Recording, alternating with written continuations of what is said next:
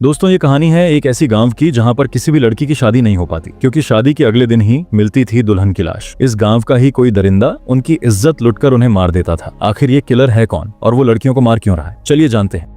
तो कहानी की शुरुआत में हमें ओडेला नाम के एक गांव के रेलवे स्टेशन दिखाया जाता है। वहीं एक महिला किसी की कटे हुए सर के साथ कीचड़ में लथपथ पुलिस स्टेशन पहुंचती है। वो पुलिस स्टेशन में लक्ष्मण नाम के सीआई के सामने टेबल पर उस सर रखती है। लक्ष्मण उसे पूछता है इसका पूरा शरीर कहाँ है। इस पर वो औरत पुलिस वालों को एक कुएं के पास ले जाती है जहाँ बिना सर के शरीर को रस्सी से बांधकर कुआं में लटकाई होती है। पुलिस वाले शरीर को खींचकर बाहर निकालते हैं। वही अनुदीप नाम का एक आईपीएस ऑफिसर होता है जो अपने ट्रेनिंग के लिए इस गाँव में आया होता है। इसके बाद कहानी फ्लैशबैक में जाता है और हमें 3 महीने पहले का समय दिखाया जाता है जहां पर हमें एक औरत को दिखाया जाता है जिसका नाम राधा होता है और उसके पति का नाम धीरूपति होता है। धीरूपति का एक भाई भी होता है जिसका नाम है चंदू। इनकी एक कजिन होती है जिसकी शादी चंदू से होने वाली है। दरअसल ये लोग जात के धोबी होते हैं। राधा के घर के बगल में ही हाल ही में वेंकटेश और माधवी की शादी हुई है और आज रात इन दोनों का सुहाग रात है। उसी रात विवेक नाम के लड़के को दिखाया जाता है जो अपने दोस्तों के साथ बैठकर ड्रिंक कर रहा है। दरअसल विवेक माधवी से प्यार करता था पर माधवी ने किसी दूसरे से शादी कर ली। विवेक दारू पीते हुए कहता है कि मैं मर जाऊंगा। इस पर उसके दोस्त कहते हैं तुम क्यों मरोगे, मारना है तो उसे मारो, तुमने क्या गलती की है। इसके बाद हमें सुबह का सीन दिखाया जाता है जहां सारे गांव वालों को पता चलता है कि माधवी की लाश किसी जगह पर पाया गया है। आईपीएस ऑफिसर अनुदीप और कुछ पुलिस वाले घटनास्थल पर पहुंचते हैं। तहकीकात करने पर उन्हें पता चलता है कि किसी ने माधवी के साथ रेप करके उसे बेरहमी से मार दिया है। कल ही उसका शादी हुआ और कल ही उसका फर्स्ट नाइट था और कल रात को ही किसी ने उसके साथ दुष्कर्म करके उसे मार दिया। माधवी के मौत की खबर सुनने के बाद माधवी के पति वेंकटेश को बहुत बड़ा शौक लगता है। जब अनुदीप तहकीकात करता है तो वहाँ पैर का निशान मिलता है। अनुदीप के पूछताछ के दौरान विवेक के बारे में पता चलता है। तब सीआई लक्ष्मण विवेक को पुलिस स्टेशन लाता है और उसे पूछने लगता है तूने माधवी को क्यों मारा। विवेक भी कहने लगता है सर मैं उसे क्यों मारूंगा, मैं उसे प्यार करता हूँ। लेकिन सीआई लक्ष्मण उसकी बात नहीं मानती और उसे उल्टा लेटा के इतना टॉर्चर करता है कि वो मजबूरन कबूल कर लेता है कि माधवी को उसने ही मारा है। लेकिन जब अनुदीप पुलिस स्टेशन आता है तो विवेक कहने लगता है सर मैंने माधवी को नहीं मारा, आप तो पढ़े लिखे हो, आप बताइए मैं माधवी से प्यार करता हूँ तो मैं कैसे उसे मार सकता हूँ। अनुदीप विवेक को जाने को कहता है। इस पर सीआई लक्ष्मण कहता है सर आप ऐसा नहीं कर सकते, मुझे पक्का यकीन है कि उस लड़की का कत्ल इसने ही किया है। ऐसे केस में ऐसा ही होता है, आपके पास बस एजुकेशन है, मेरे पास तजुर्बा है। तब अनुदीप पुलिस वाले को समझाने लगता है कि घटनास्थल पर पैर का निशान पाया गया जिसका साइज है 10 और लड़की के बॉडी से जो सीमन पाया गया है उसको टेस्ट करने पर रेपिस्ट का उम्र 30 के आसपास पाया गया है। वहीं पर विवेक के पैर का साइज है 8 और वो 20 के ऊपर का है, तो इस वजह से विवेक दोषी नहीं है। अब ये सब जानने के बाद ऑफिसर लक्ष्मण विवेक को वहाँ से जाने देता है। उसी समय फिर से पुलिस स्टेशन में फोन आता है और कोई बताता है कि गांव में एक और लड़की की हत्या हुआ है। पुलिस वाले तुरंत घटनास्थल पर पहुंचते हैं। शॉकिंग बात यह है कि इस लड़की का भी कल ही शादी हुई थी। अनुदीप समझ जाता है कि इस हत्या के पीछे जो भी है वो साइको है। रात होने के बाद अनुदीप दोबारा क्राइम स्पॉट पर जाता है। वहां छानबीन करने पर उसे मरे हुए लड़की का फोन मिलता है। अनुदीप फोन को पुलिस स्टेशन ले आता है और चेक करता है। चेक करने पर फोन में एक वीडियो मिलता है। इत्तेफाक से उस फोन का कैमरा ऑन हो गया था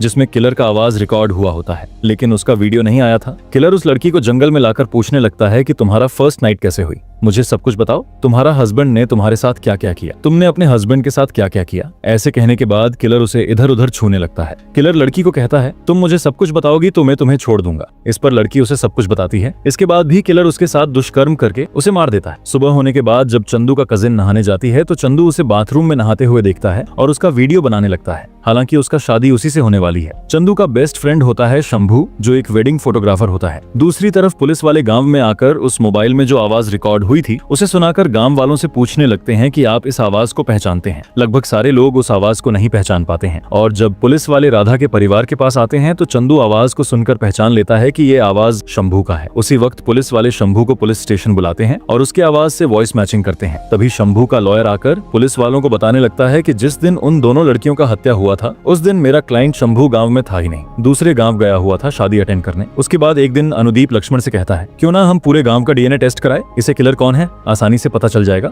इस पर लक्ष्मण कहता है अरे सर क्या बात कह रहे हो, आपको पता है ना इस गांव में कितने लोग हैं, सभी का रिपोर्ट आने में काफी समय लग जाएगा। हाल ही में एक केस से जुड़े एक बंदे का डीएनए टेस्ट कराया था, उसका रिपोर्ट आने में 1 महीने लग गया। आप ऐसे उल्टा काम मत करिए सर। अनुदीप बोर्ड पर कुछ लिखता है और सभी को समझाने लगता है कि इस गाँव में लगभग 6,30,322 लोग हैं, इसमें से महिलाओं को हम छोड़ देंगे। बचे लोगों में से हमें उस इंसान को ढूंढना है जिसके पैर का साइज 10 है। उस बंदे का हाइट लगभग 5.8 होंगी और उसमें से ऐसे एज ग्रुप वाले बंदे को ढूंढना है जिनकी उम्र 25 से 30 साल हो। इस आधार पर बंटवारा कर दे तो ज्यादा से ज्यादा 25 से 30 बंदे होंगे। अगर इनका डीएनए रिपोर्ट को हम हैदराबाद भेज दें तो 10 दिन के अंदर रिपोर्ट आ जाएगी। इसलिए पुलिस वाले ऐसे ही सभी गांव वालों को एक एक करके बुलाकर उनका डीएनए टेस्ट लेने लगते हैं। उसके बाद एक दिन उस गांव के सरपंच पुलिस स्टेशन आता है क्योंकि कुछ दिनों में उसकी बेटी की शादी है, तो वो न्योता देने आया था। अनुदीप सरपंच को समझाने लगता है कि सर, आप जानते हो ना गांव का माहौल कैसा है, सभी लड़कियां मरती जा रही हैं, ऐसे में आप अपनी बेटी की शादी रोक दीजिए। लेकिन वो सरपंच गुस्सा होकर अनुदीप से कहने लगता है, अरे सर, आप अभी आए हो, मैं यहीं पर पला बड़ा हूँ और यहीं पर रहता हूँ। इसके बाद जिस दिन सरपंच की बेटी की शादी हो रही होती है, अनुदीप चांस ना लेते हुए सिक्योरिटी को बढ़ा देता है। बिना किसी दिक्कत के शादी हो जाती है, फर्स्ट नाइट भी हो जाता है। फिर सुबह अनुदीप कांस्टेबल को फोन करके वहाँ के सिचुएशन के बारे में पूछता है, तो कांस्टेबल बताता है, सर, दूल्हा दुल्हन सेफ है। और उसी समय सरपंच की बेटी प्रिया अपने फ्रेंड को रेलवे स्टेशन छोड़ने आती है। अनुदीप दोनों कांस्टेबल को उन दोनों का पीछा करने को कहता है। सरपंच की बेटी अपने फ्रेंड को बाय बाय कहती है। स्टेशन पर थोड़ी दूरी पर दोनों कांस्टेबल चाय पी रहे होते हैं, उन दोनों पर नजर रखते हुए। थोड़ी देर में वहाँ से एक ट्रेन गुजरती है। ट्रेन गुजर जाने के बाद वो देखते हैं कि वहाँ प्रिया नहीं है, वहाँ केवल प्रिया की फ्रेंड बेहोश पड़ी हुई है। ये देखने के बाद तुरंत अनुदीप को फोन करके दोनों कांस्टेबल बता देते हैं। इस तरफ वो किलर प्रिया को खेत में लेकर आता है। प्रिया उसे पहचान लेती है और उसे पूछने लगती है कि क्या वो किलर तुम हो? तो वो बंदा उसे सच्चाई बता देता है, हाँ, मैं ही हूँ। अब तुम मुझे बताओ, तुम्हारा सुहागरात कैसा हुआ? तुम्हारे पति ने क्या किया, कैसे किया? सब बताओगी तो मैं तुम्हें जाने दूंगा। प्रिया इस पर उसे सब कुछ बताने लगती है। उसी समय अनुदीप बाकी पुलिस वालों के साथ उस खेत में पहुंचकर प्रिया को ढूंढने लगते हैं। पुलिस की आवाज सुनने के बाद वो बंदा कांस्टेबल पर हमला करके वहां से भागने लगता है। वो बंदा अपने फेस को कवर किया होता है ताकि उसे कोई पहचान ना सके। पुलिस के पहुंचने से पहले वो आदमी प्रिया के साथ भी दुष्कर्म करके उसे मार चुका होता है। अनुदीप उस किलर पर निशाना लगाते हुए गोली चला देता है। फिर भी वो किलर भागता रहता है। अनुदीप और कांस्टेबल उसका पीछा करते हैं। लंबे समय तक पीछा करने के बाद अनुदीप उस किलर को पकड़ लेता है। किलर का मास्क हटाने पर वो किलर कोई और नहीं, धीरूपति का छोटा भाई चंदू होता है। अनुदीप उसे पुलिस स्टेशन ले जाकर उसे मारने लगता है। चंदू से पूछने पर वो बस यही रट लगा रहा था कि सर, मैंने किसी को नहीं मारा है, मैं तो बस काम से उस खेत में गया था। उसी समय सरपंच वहाँ आता है और लक्ष्मण को पैसे देकर कहता है कि इसे मेरे हवाले कर दो, इसने मेरी लाडली बेटी को मारा है, तुम्हें जितने पैसे चाहिए ले लो। लक्ष्मण पैसे के लालच में आकर चंदू को सरपंच के हवाले कर देता है। सरपंच चंदू को लेकर चला जाता है। थोड़ी देर बाद अनुदीप आता है और उसे जब सारी बात पता चलती है तो सभी को डांटने लगता है कि एक मुजरिम को कैसे किसी के हवाले कर दिया। मैं अभी एएसपी साहब को फोन करके बताता हूँ। इसी बात को लेकर लक्ष्मण और अनुदीप में बहस होने लगता है। तभी लक्ष्मण कहता है, सर, मेरे लिए ये एक गवर्नमेंट जॉब है और मेरे 3 बेटियां हैं, इसके सैलरी से उनकी शादी नहीं कर सकता, मुझे ऊपर से कमाना पड़ता है। आपके लिए ये जॉब पैशन होगा, लेकिन मुझे पैसे चाहिए, मेरी फैमिली है, उनके लिए मुझे पैसे चाहिए। इस तरह के इमोशनल बातें करके वो चला जाता है। थोड़ी देर बाद राधा और उसके पति पुलिस स्टेशन आते हैं और कहने लगते हैं कि मेरा चंदू ऐसा नहीं कर सकता है, आपको कोई गलतफहमी हुई है। राधा विनती करने लगती है, मुझे एक बार चंदू को देखने दीजिए। इस पर अनुदीप कहता है कि चंदू यहाँ नहीं है, उसे सरपंच ले गया। इधर सरपंच चंदू को बहुत टॉर्चर करता है। थोड़ी देर बाद राधा और धीरूपति वहाँ पहुँचते हैं तो सरपंच कहता है, तुम चिंता मत करो, इसको इतना जल्दी नहीं मारूंगा, इसने मेरी बेटी को बहुत तड़पाया है, इसके शरीर से पहले सारा खून निकालूंगा, तुम दोनों इस मामले में मत पड़ो। दोनों सरपंच से बहुत विनती करते हैं, फिर भी सरपंच चंदू को नहीं छोड़ता। ये दोनों मदद मांगने बड़े बड़े लोगों के पास जाते हैं, लेकिन कोई भी इनका मदद नहीं करता है। इधर अनुदीप सरपंच को फोन करता है और उसे बताता है कि गांव में एक लड़की की हत्या हुआ है, इसलिए चंदू कातिल नहीं है। ये सुनने के बाद सरपंच शॉक हो जाता है। इत्तेफाक की बात यह है कि इस लड़की का भी शादी हाल ही में हुई थी। सरपंच क्राइम स्पॉट पर जाकर अनुदीप और सभी पुलिस वालों को खरी खोटी सुनाने लगता है कि इतनी छोटी गांव में तुम लोगों से एक किलर नहीं पकड़ा जा रहा। इसके बाद वो सरपंच चंदू का इलाज करके उसके घर लाता है और राधा के हाथ में कुछ पैसे देकर माफी मांगने लगता है। और राधा वो पैसे ना लेकर सरपंच को कहती है, ये पैसे आप ही रख लो, अगले इलेक्शन में आपको काम आएंगे। रात में अनुदीप इसी केस से रिलेटेड सोच रहा होता है कि इतने छोटे से गांव में एक साइको किलर घूम रहा है, लोगों को मार रहा है। तभी अनुदीप की गर्लफ्रेंड अनुदीप को कॉल करती है। अनुदीप स्फूर्ति को ये कहकर दुखी होने लगता है कि सच में स्फूर्ति, मैं इस जॉब के लिए सही नहीं हूँ, मैंने आईपीएस अधिकारी बनकर गलती कर दी, दिन दहाड़े एक किलर लोगों को मार रहा है और मैं उसे पकड़ नहीं पा रहा। तब स्फूर्ति कहती है, चलो हम दोनों मिलकर उसे पकड़ते हैं, मैं वहाँ आकर तुमसे शादी कर लूंगी, जब वो किलर मुझे मारने के लिए आएगा तो तुम उसे पकड़ लेना। अनुदीप पहले इसके लिए मना करता है, लेकिन स्फूर्ति अनुदीप को मना लेती है। अगले दिन अनुदीप उस गांव के लोकल टीवी में आकर गांव वालों को अपने शादी का इन्विटेशन देने लगता है और उस किलर को चुनौती देता है कि तुम्हारे अंदर दम है तो मेरी वाइफ को किडनैप करके दिखाओ। दूसरे दिन अनुदीप और स्फूर्ति की शादी हो जाती है। उसी शादी में शंभू भी मौजूद होता है। वो स्फूर्ति का फोटो खींचते रहता है और अपने दोस्त चंदू को फोन करके बताता है कि इस आईपीएस ऑफिसर की बीवी मस्त है, तुम्हें एक बार जरूर देखना होगा। लेकिन चंदू उसके बातों को इग्नोर करता है। जब अनुदीप और स्फूर्ति घर जाते हैं तो वहाँ किलर ने पहले से ही एक नोट छोड़ा होता है जिसमें लिखा होता है कि शादी मुबारक, मैं तुम्हारा चैलेंज एक्सेप्ट करता हूँ। वही चंदू, शंभू और धीरूपति को दिखाया जाता है। तीनों पार्टी कर रहे होते हैं। शराब के नशे में शंभू फिर से वही बात करने लगता है कि उस पुलिस ऑफिसर की बीवी बहुत खूबसूरत है। इस पर चंदू गुस्सा होकर कहने लगता है कि मैं अपने हर जख्म का बदला लूंगा। इस तरफ राधा आधी रात को उठती है पानी पीने के लिए। तभी एक बक्सा नीचे गिरता है चूहों की वजह से। जब राधा उस बक्से को खोलती है तो उसमें काफी सारा ब्रा होता है जो राधा के नहीं होते हैं। उसमें कुछ गहने भी होते हैं। ये सब देखकर राधा की होश उड़ जाती है। उसी समय राधा गहने लेकर चोरी चुपके अपने घर से बाहर जाती है। पहले तो वो सरपंच के घर जाकर एक अंगूठी दिखाकर पूछती है, क्या ये प्रिया के हैं? सरपंच उस अंगूठी को पहचान लेता है। सरपंच कहता है, हाँ ये प्रिया की ही है। उसके बाद राधा दूसरे घर जाकर दूसरी अंगूठी दिखाकर पूछती है, क्या ये माधवी के हैं?